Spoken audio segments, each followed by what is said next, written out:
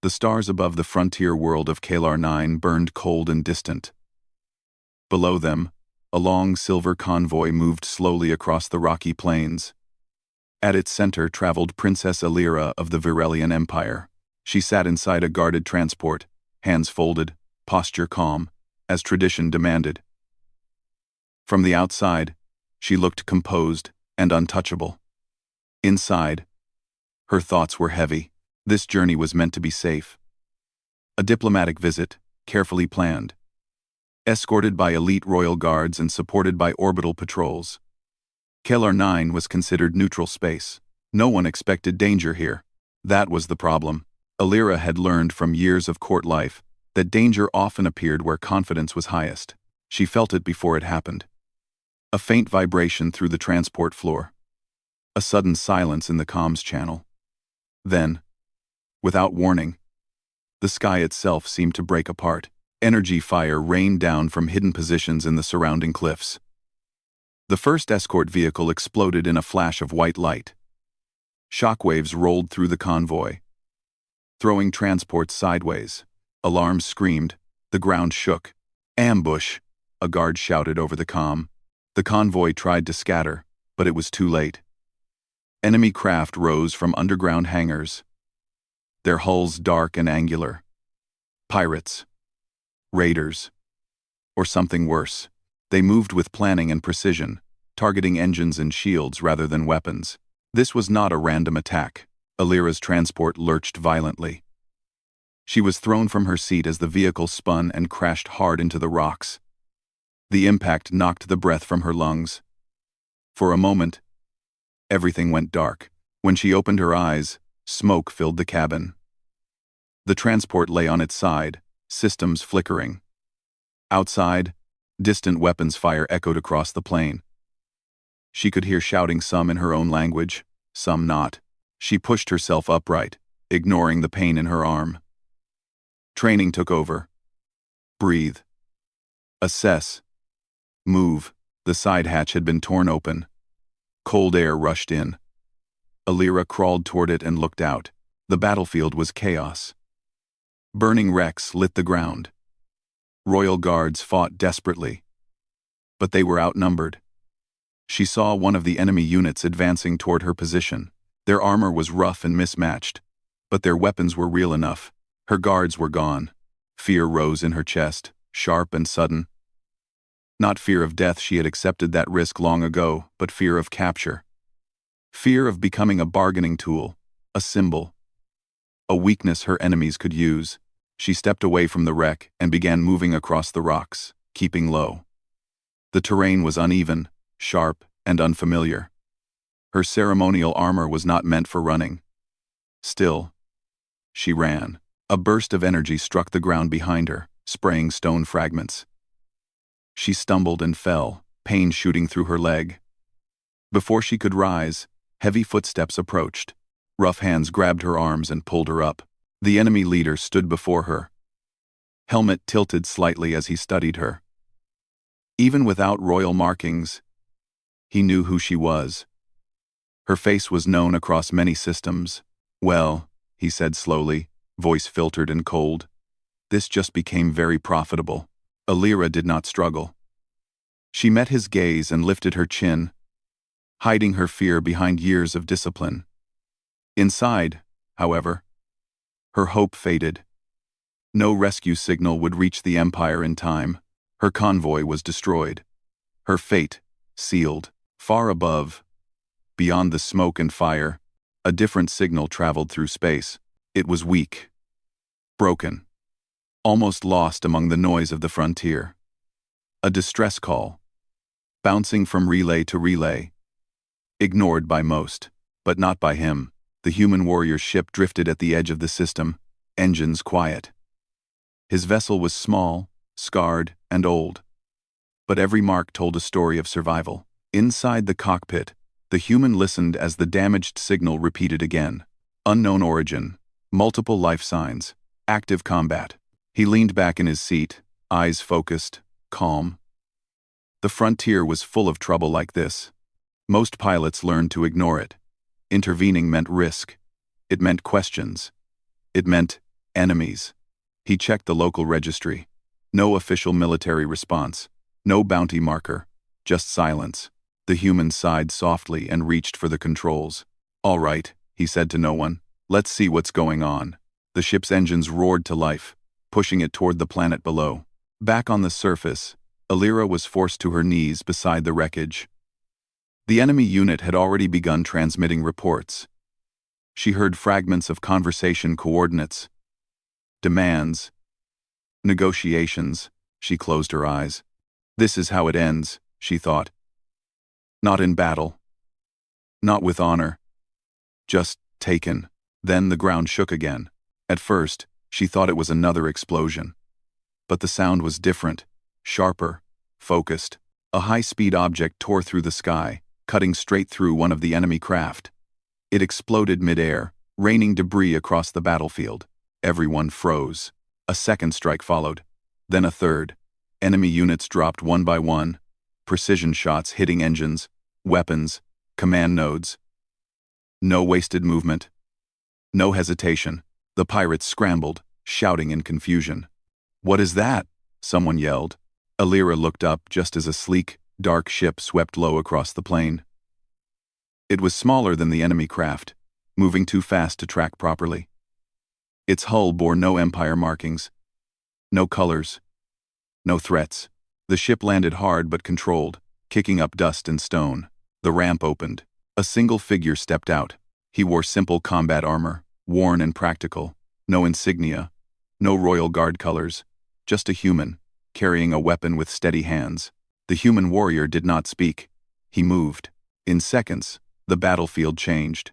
He advanced with calm efficiency, using cover, timing his shots perfectly.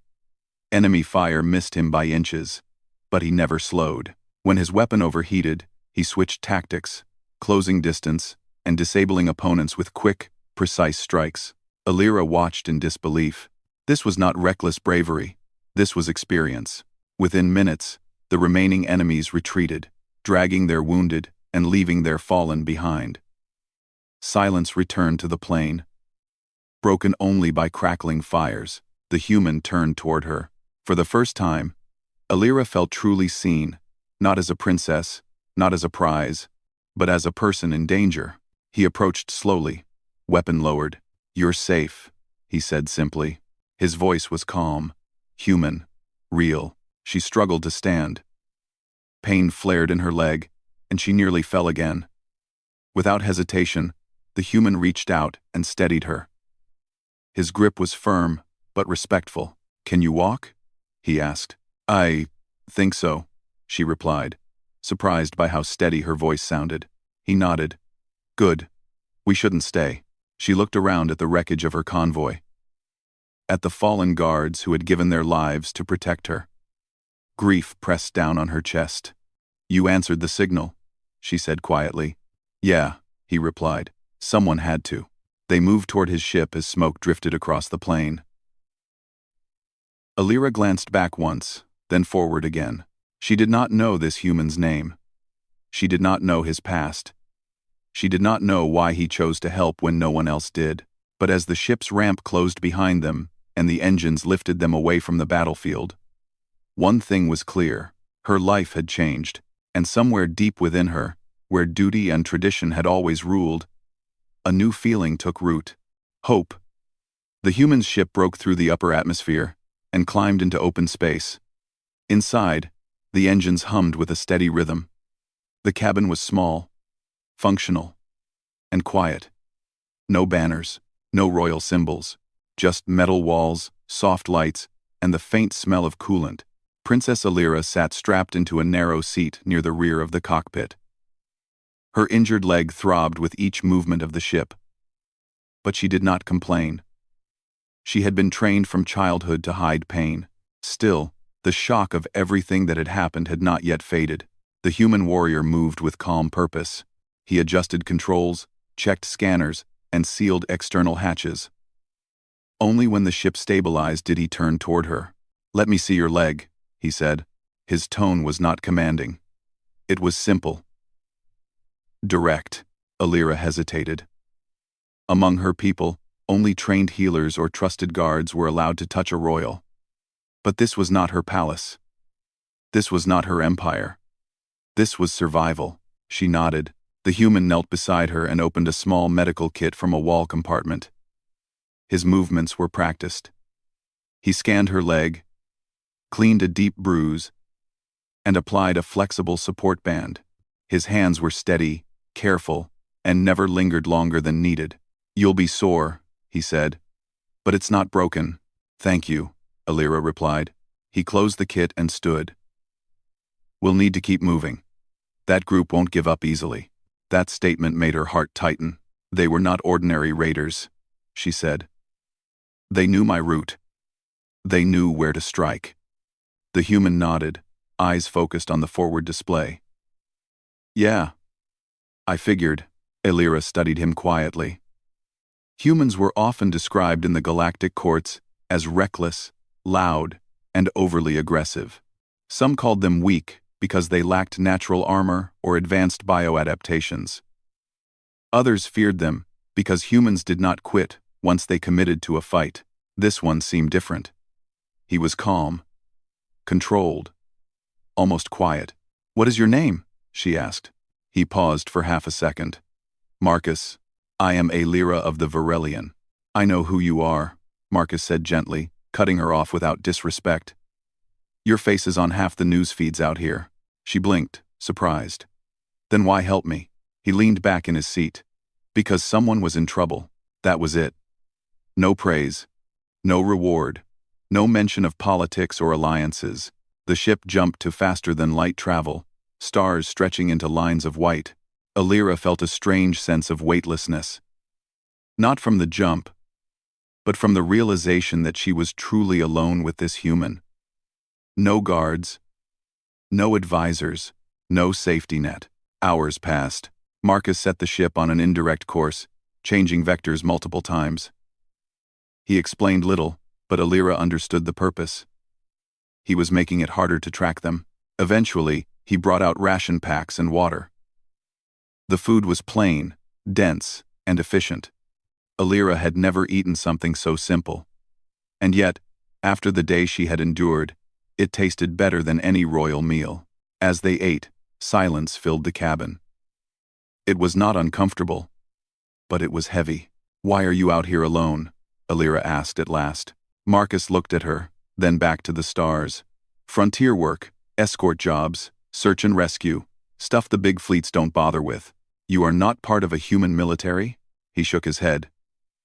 "Not anymore." She sensed a boundary there and did not push. The ship's warning system chimed suddenly. Marcus straightened. "We've got company." Alira's heart skipped. "They found us? Maybe not the same ones," he said. "But this area is busy." 3 unidentified ships appeared on the display. Their trajectory was wrong. Too aggressive. Too fast. Marcus's hands moved quickly. He cut the ship's power output and drifted behind a cluster of asteroids. The engines fell silent. Alira held her breath. The enemy ships passed close enough that she could see their hull markings. Not pirates. Not military. Mercenaries. "They're hunting," she whispered. "Yeah," Marcus replied. "And they're good." The ships split formation, scanning the area. One turned directly toward the asteroid cluster. Marcus glanced at Alira. "If this goes bad, I'll draw them away. You take the escape pod." Her eyes widened. "No, it's standard," he said calmly. "I will not leave you," she said, her voice stronger than she expected. Marcus met her gaze. For a moment, something unreadable crossed his face. "Let's try not to get to that part," he said. The mercenary ship fired a probe. It passed dangerously close, sensors sweeping the area. Marcus waited. Then, with perfect timing, he reignited the engines and launched forward, using the asteroid's gravity to slingshot the ship into open space. The sudden movement caught the mercenaries off guard. A chase began. Energy fire streaked past the ship. Marcus flew with sharp precision, never wasting motion. He didn't try to outrun them. He outthought them. He led them through debris fields, near radiation pockets, and close to unstable stellar matter. Alira watched, gripping her seat. "You've done this before," she said. "Too many times," Marcus replied. One enemy ship pushed too hard and clipped a debris fragment. Its shields failed, and it spun out of control. Another broke formation to assist. Marcus took the opportunity. A single shot disabled the third ship's engine. Not destroyed. Disabled. The remaining mercenary ships retreated. Silence returned once more. Alira exhaled slowly. "You could have escaped sooner," she said. "You stayed because of me." Marcus shrugged. "I said I'd get you out alive." Something shifted inside her then. Trust. Fragile, but growing. Later, as the ship cruised in quiet space, Alira stood near the cockpit window. The stars reflected softly in her eyes. "My people believe strength comes from position," she said. "From titles and fleets." Marcus glanced at her.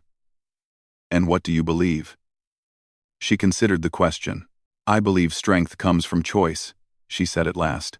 "From choosing to stand when it is easier to leave." He said nothing, but she saw his expression soften. A warning signal appeared on the console. Long-range scans detected multiple hostile signatures converging on the sector. Marcus frowned. "They're coordinating." Alira turned to him. "Then they will not stop." "No," he agreed. "Which means we need a plan." She hesitated, then spoke.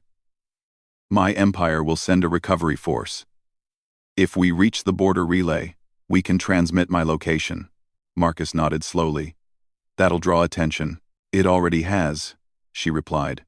They looked at each other, both understanding the risk. For the first time in her life, Alira felt she was not being protected by walls or guards, but by a person who stood beside her by choice. And for the first time, she realized she was willing to do the same. As the ship turned toward the relay point, danger closed in from all sides. But fear no longer ruled her thoughts. She trusted the human warrior, and that trust was becoming something far more powerful than fear. The relay station floated at the edge of the border sector. A silent ring of metal and lights against the dark sea of space. It was old, neutral, and rarely visited. Long ago, it had been built to share messages between empires. Now, it was mostly forgotten. Marcus's ship approached slowly, engines running at minimal power. "If anyone is watching," he said, "they'll know this place matters." Princess Alira stood beside him, holding onto a support rail.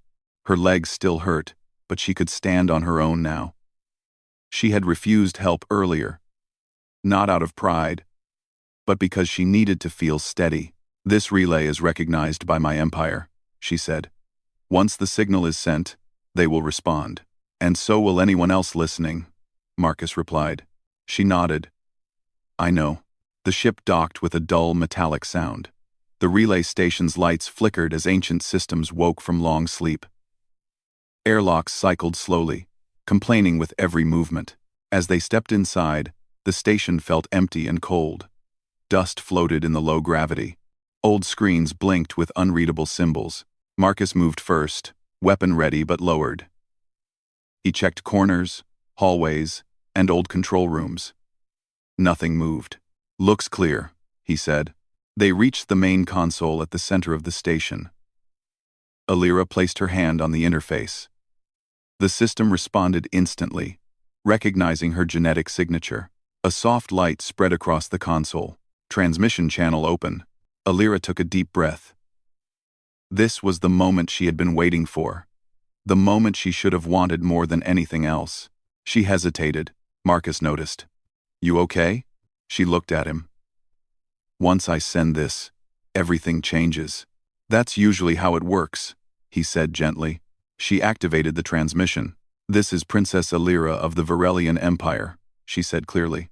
"My convoy was destroyed in an ambush. I am alive. Coordinates attached. I am currently under the protection of a human independent operator." The words echoed through the empty station. For a moment, there was silence. Then the reply came. "Alira," a familiar voice said. Calm. Controlled. Her mother's chief advisor. "Stand by. Recovery fleet is en route. Maintain position. And separate from the human immediately." Alira felt her chest tighten. Marcus said nothing. He stepped back, giving her space. "The human saved my life," Alira said. Without him, I would be dead. That is noted, the advisor replied. However, he is not authorized to be involved further. Our fleet will secure you. The human will be detained for questioning. Detained. Marcus's jaw tightened, just slightly. That is unacceptable, Alira said. There was a pause. Princess, this is not a request. Alira looked at Marcus. He shook his head once, slowly. It's fine, he said quietly. You're safe now. She turned back to the console. No, she said firmly. The advisor's voice sharpened. You are exhausted and under stress. Return to your duty. Let us handle the rest. Alira's hands clenched. For the first time in her life, she understood something clearly. Duty had always been defined for her, never chosen. I will not authorize any action against him, she said. He acted in defense. He followed no hostile intent. That decision is not yours alone. It is, Alira replied, her voice steady. As the one who survived. Before another response could come, the station shook. Warning lights flared. Marcus turned toward the sensors. We've got incoming ships. The display filled with signals. Not just her empire. Mercenaries, raiders, opportunists. They followed the transmission, Marcus said. The advisor's voice returned, tense now. Princess, remain calm.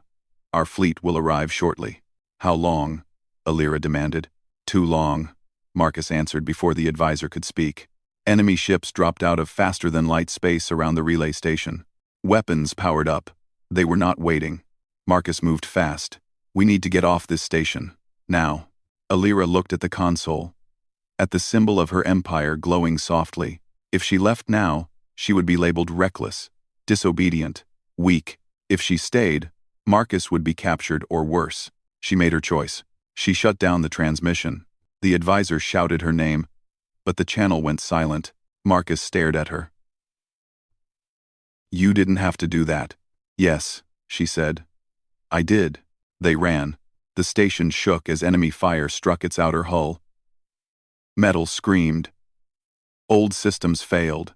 They reached the ship just as the docking ring collapsed behind them. Marcus launched hard, pushing the engines past safe limits. Enemy fire chased them into open space. Marcus flew with everything he had. But this time, the numbers were against them. A shot grazed the ship's side. Systems flickered. Another hit disabled secondary thrusters. We're not outrunning them, Marcus said. Alira grabbed a console. Then don't run. He looked at her. She met his gaze. You said strength comes from choice. A faint smile touched his lips. I did. She brought up the relay's emergency broadcast system. This station still has power. If we reroute, you'll light up the entire sector, Marcus finished. Every fleet will see it. Yes, she said, including mine. He understood instantly. Marcus swung the ship back toward the station, dodging incoming fire. Alira activated the broadcast. Her voice echoed across open space. This is Princess Alira of the Varelian Empire. Any hostile action against this vessel is an act against my life. Stand down. The effect was immediate. Several enemy ships hesitated. Then a new signal appeared. Varelian warships, massive, fast. They arrived like a wall of steel, weapons already charged. The mercenaries broke formation and fled. Silence followed.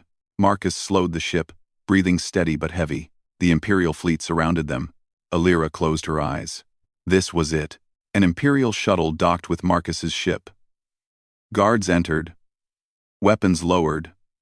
But ready. The commander bowed slightly to Alira. Princess, you are safe. She nodded. Yes. His eyes shifted to Marcus. The human will come with us. No, Alira said. The commander froze. He will not be detained, she continued. He will be honored. A murmur spread through the guards. He protected me when the Empire could not, she said. Any action against him is an insult to me. The commander hesitated, then bowed deeper. Understood. Marcus looked at Alira, stunned. You don't owe me this. She turned to him, eyes calm and clear. I owe myself the truth, she said. And the truth is this. She paused. I choose who stands beside me. Across the fleet, officers whispered. Across the stars, word began to spread. An alien princess had defied her empire. And she had done it for a human. The imperial capital world of Virella Prime shone like a jewel in space. Great cities of light covered the planet's surface, connected by energy paths that glowed softly from orbit. Massive defense platforms surrounded the world, silent but ready. To most of the galaxy, Virella Prime was a symbol of power, order, and tradition. To Princess Aelira, it felt different now. Her transport descended through the atmosphere, escorted by imperial warships. Inside the vessel, she stood near the viewing window, watching the familiar skyline approach. This world had shaped her life, her thoughts, and her duty. Yet after everything she had seen, it no longer felt complete. Marcus stood a short distance behind her. He wore simple clothing provided by the Empire, but he still looked out of place among the polished interior and formal guards. He remained calm, hands relaxed, eyes observant. You don't have to go any further, he said quietly. Once we land, they'll want answers. Statements. Control. Aelira turned to face him. You will not be pushed aside. He studied her for a moment. You're sure? Yes, she said without hesitation. The transport landed within the royal complex. Tall spires rose around a wide ceremonial platform. Advisors, commanders, and officials waited in careful formation. As the ramp lowered, the air filled with expectation. Aelira stepped out first. She did not rush. She did not bow. She walked forward with steady steps, her posture straight, her expression calm. The crowd fell silent. Marcus followed her. Whispers spread instantly. A human. Why is he here? Is that the one from the frontier? The High Council chamber filled quickly. Elders in ceremonial robes took their places. Military leaders stood at attention along the walls. At the center of the chamber, a circular platform waited. Aelira stepped onto it. Marcus remained at the edge, guarded but unharmed. Princess Aelira, the High Speaker said, his voice echoing through the chamber. You were presumed lost. Your return brings relief to the Empire. I am aware, Aelira replied. You acted without authorization, another counselor said. You shut down an open imperial channel. You involved an outsider in a matter of state. I survived an ambush planned with insider knowledge, Aelira said evenly. And I survived because of that outsider. Murmurs filled the chamber. The human acted independently, a military leader added. He interfered in imperial affairs. He answered a distress call no one else answered, Aelira said. He protected me when my guards were dead. He stood between me and those who wished to use me as a tool. Silence followed. Marcus kept his eyes forward. He did not speak. He did not defend himself. The High Speaker studied Aelira closely. What is it you are asking, Princess? I am not asking, she said. I am stating. She took a slow breath. This human warrior will not be punished, detained, or dismissed, she continued. He will be recognized as my protector by choice, not by order. Shock rippled through the chamber. That is unprecedented, an elder said. So was the ambush, Aelira replied. The High Speaker leaned forward. You would bind your position to a single human? An independent operator with no allegiance to our empire? Aelira met his gaze. He has allegiance to something greater than borders. He has honor. Marcus finally looked at her, surprised. The council withdrew to deliberate. Time passed slowly. Marcus stood still, surrounded by guards, aware that the decision being made would shape both their futures. At last, the council returned. The Empire recognizes the human's actions as protective, the High Speaker announced. He will not be detained. He will be released. Marcus let out a slow breath. However, the speaker continued. Princess Aelira's actions raise questions. Her public defense of a human challenges long-held policies. Aelira nodded. Good. A sharp intake of breath echoed through the chamber. Princess, the speaker said carefully, your path forward will not be simple. I do not seek simple, she replied. Later, in a quiet garden overlooking the capital city, Alira and Marcus stood alone. The sky above them glowed with the soft light of the planet's moons. For the first time since the ambush, there were no alarms, no enemies, no urgency. You could have walked away, Marcus said. After the relay, after the fleet arrived, you chose not to. I saw what happens when people walk away, Alira said. My convoy, my guards, my people paid that price. He was silent. I was raised to believe loyalty was owed to power, she continued. But you showed me, loyalty can be chosen. Marcus looked at her. I never meant to pull you into my life. Alira smiled faintly. You didn't. I stepped into it. Days passed. News spread across the empire, then across the galaxy. Stories changed with each retelling. A human warrior defied raiders alone. An alien princess shut down her own fleet. A royal bond formed not through law, but through survival. Some praised her courage, others criticized her defiance. The empire was divided, but it was listening. At a public assembly, Alira stood before the people of Varela Prime. Broadcasts carried her image far beyond the system. She raised her voice, calm and clear. I will not abandon my duty, she said. But I will redefine it. The galaxy is changing. Old fears no longer protect us.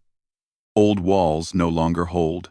She turned slightly, gesturing toward Marcus, who stood a respectful distance away. This human saved my life without being asked, she continued. He expected nothing in return. That is the kind of strength we should learn from. Not fear. The crowd was silent. I choose to stand beside him, Alira said. Not as a symbol. Not as a rebellion. But as a promise to protect those who protect us. Across the plaza, reactions varied. Some knelt. Some watched in shock. Others nodded slowly. Marcus felt the weight of countless eyes on him. Later that night, as the city lights shimmered below, Alira and Marcus stood on a high balcony. Once this settles, Marcus said, I'll leave. Frontier life doesn't mix well with palaces. Alira turned to him. Who said anything about a palace? A.D. He frowned slightly. There are worlds beyond this one, she said. Worlds that need voices, not thrones. I intend to see them. You'd give all this up? He asked. I would give up comfort, she replied. Not purpose. She stepped closer, her expression steady. I vow this, Alira said quietly. Where you go, I will walk beside you. Not behind. Not above. Beside. Marcus held her gaze. He saw no hesitation there. No doubt. Then I vow this, he replied. I'll keep you safe. Not because you're a princess, but because you chose your own path. Far above them, ships moved through the stars. Somewhere, new alliances formed. Old assumptions broke. Across the galaxy, one truth spread faster than any rumor. A human warrior did not seek power. An alien princess did not cling to it. And together, they chose something stronger than fear. The future.